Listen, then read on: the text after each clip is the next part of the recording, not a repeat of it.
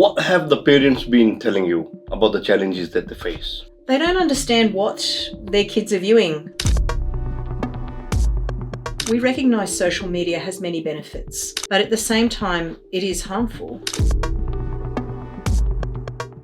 I think the most important thing here, Navneet, for your viewers, As 16 as the minimum age to use social media. it does have a 1-year implementation timeframe. Just as alcohol is an age-restricted product, but that doesn't stop young people obtaining alcohol and drinking. Do you think it will keep the children safe online? So that parents can say, well, it's not me, it's the law.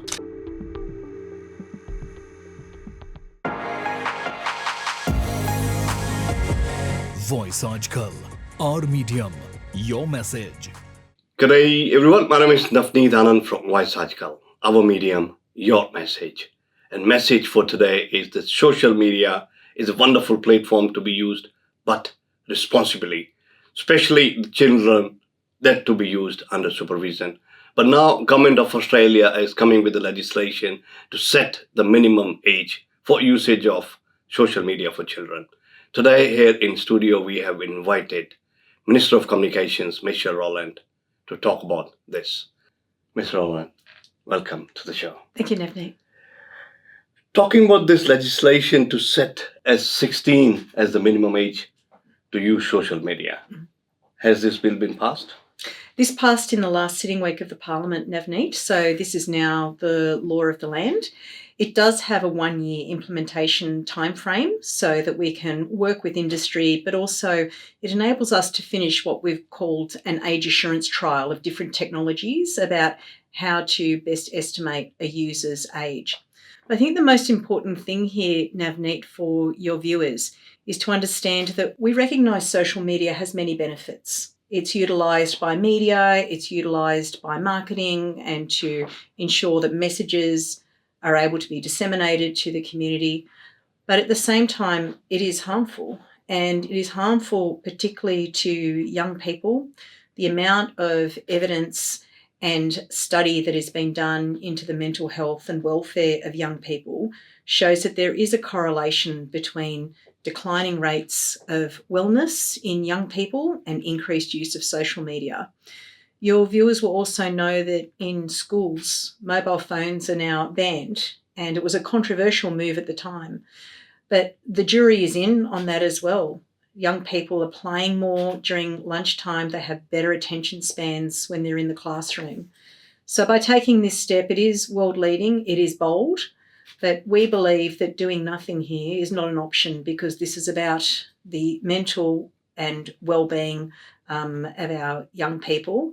And it's about saying to big tech that you need to take better responsibility for a product that is by and large unsafe for young people. The bill, once it is implemented, do you think it will keep the children safe online? I think it'll do two things, Navneet. It will send a really important signal to the community and especially to parents that this is an expectation set by government. So I don't know about you, but with my little ones, a lot of what you hear is around peer pressure. Everyone else is doing it. Everyone else is allowed to have it. Why can't I? This provides what I would call a really important normative message so that parents can say, well, it's not me, it's the law. But the second point is we're not putting the obligation on young people or their parents. This is about putting the obligation on the platforms, the digital platforms themselves. So no young person, no parent is going to be in trouble for opening or using an account. We're not trying to tell people how to parent. I would never do that to anyone.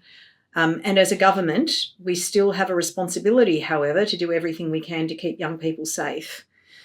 We know that online safety is a massive issue in everything from bullying to what sort of influences people are under, especially at young ages, whether it be influencing them to go on unrealistic diets, influencing them to act in certain ways towards cohorts, including women.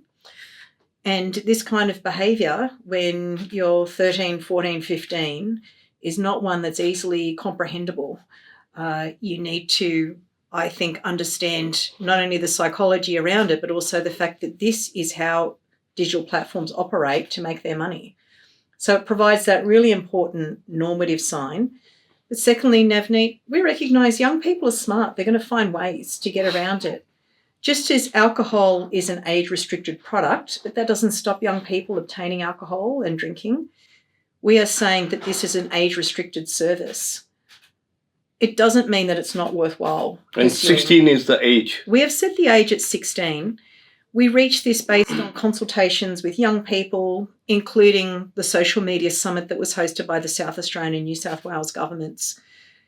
Your viewers might be aware, but currently there is actually a minimum age to be on these platforms. It's 13, and it's set primarily according to United States privacy standards for children. So we examined a range of ages, including, was 13 the appropriate age? Would 14 move the dial? Was 15 appropriate? We involved National Cabinet, and the Prime Minister was very astute, I think, to involve the National Cabinet, so the Premiers and Chief Ministers from around Australia in this discussion. And whilst Tasmania had a different view, they didn't want to hold it up, but by and large, the states and territories agreed that 16 appeared to be the appropriate age. I know there's people in the community who don't agree with it, but I also note that nearly 77%, I think, was the last poll that I saw of Australians support this.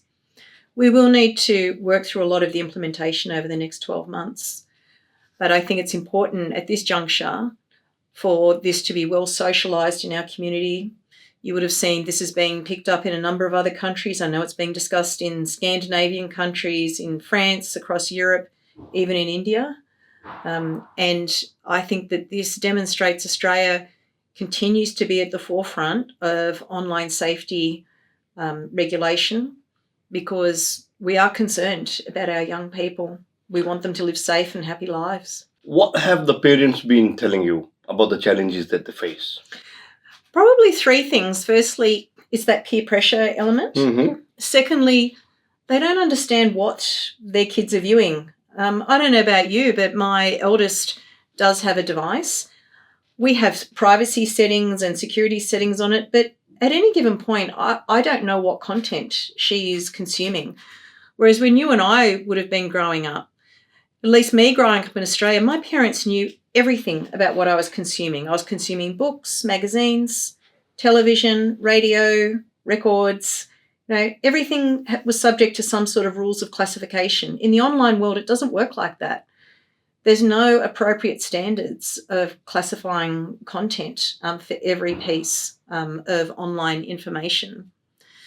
But I think the third point is around the platforms recognising they have to do their bit. They've been getting away in what has largely been an unregulated space for too long. We know that there's going to be pushback, but at the same time, this has been approved as a piece of law with the overwhelming support of the Parliament of Australia. I walk down the Pond Shopping Centre and I have people stopping me and shaking my hand saying thank you for doing this.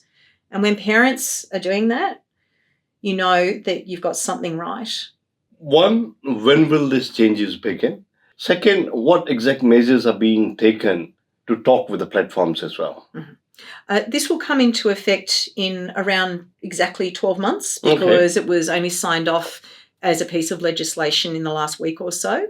So it's got a 12-month implementation timeframe. But we have been engaging with the platforms. We'll continue to do that. I have spoken directly with some of the top executives of these companies. And whilst I appreciate these are highly litigious, multinational, wealthy organisations, as a sovereign nation, Australia expects any corporation, any individual to comply with our laws. So we're not making this an impossible task to comply with. You know, and your viewers will know, these platforms, we've given over so much of our personal information to them already. They know our preferences. That's why they feed us the content that they are. They're not passive carriers of content. They actively push content out They curate it for us, which in many cases is something that saves us time and energy because it's demonstrating our preferences in what we view. So we'll continue to engage with the sector.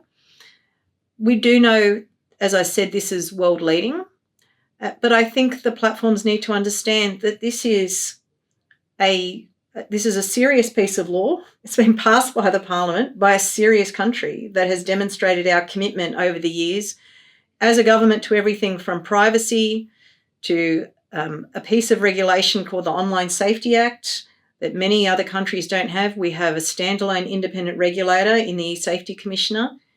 I have announced that we will be legislating what I call a digital duty of care, so that the platforms need to ensure that they're taking proactive steps to make their services safe. And this restriction on accessing social media is another important part of that. Children will definitely be able to get around it 100%. Will the technical solution be absolutely effective?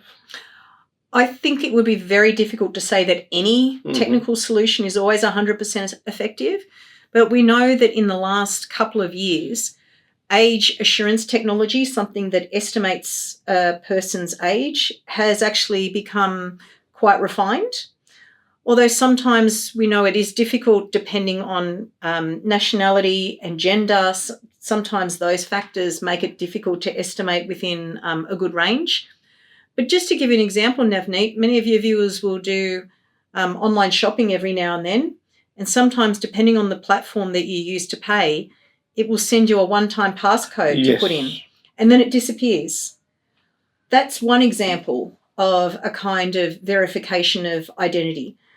We don't want the platforms holding more personal information that is necessary about someone. We understand that there's privacy concerns, and we understand that too many people have been impacted by some of the cybersecurity hacks that have occurred in everything from Optus to Medibank in the last couple of years. So we don't want companies, especially multinational companies, holding Australians' personal information except for a legitimate purpose and except for the time frame in which it's needed. So whilst it's nothing is 100% foolproof in the online world, there is technology out there that we know is capable of satisfying what we need. And that's why we as a government are undertaking this age assurance technology trial at the moment. That will help inform how we implement this measure.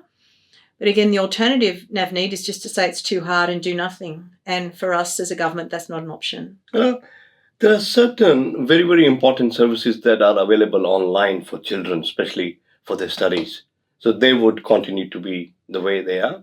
No, you're absolutely right, Navneet. And we're seeking to have a very common sense approach to this. People normally understand the social media platforms to include at least Facebook, Instagram, X, Snapchat. But for educational or other wellness purposes, so for example, for young people to be able to access mental health and other educational supports, we want to carve those out. And we also understand that many schools use platforms like YouTube for educational purposes. They have features that are different in many ways to the social media platforms, but we've designed this law in a way that enables rules to be made outside of the legislation and for new services to be brought in or carved out. But I think your viewers can be well assured that what is commonly understood to be social media platforms are definitely covered. And for other areas where we have services that exist for educational or other support purposes, they will not be included. Finally, how would you make sure that the personal information of Australian citizens is protected to the max? It's very important, and we have instilled within this piece of legislation very significant penalties for companies who fail to do that. So penalties provide a really big incentive, and they're around $50 million, whereas previously the fines in the Online Safety Act the maximum fines were under $1 million. So by putting really strong incentives for compliance, that assists. But at the same time, these platforms need to demonstrate that they are doing what is needed not only to verify or provide assurance on age. There's very strict rules instilled within this piece of legislation that they can only use privacy. Privacy purposes must be paramount. We're also working with our Privacy Commissioner to make sure that this implementation is effective. But we have made sure that there are very strong privacy protections built into the legislation because, of course, the last thing we want to see is people's personal information being compromised when we're trying to achieve such an important policy objective of protecting children. Thank you so much. It was a wonderful piece of information for all our audiences at voiceaajkal. My name is Navneet Anand, signing out for voiceaajkal, our medium, your message. Michelle Rowland, Minister of Communications for Australia. Thank you so much. Thank you, Navneet.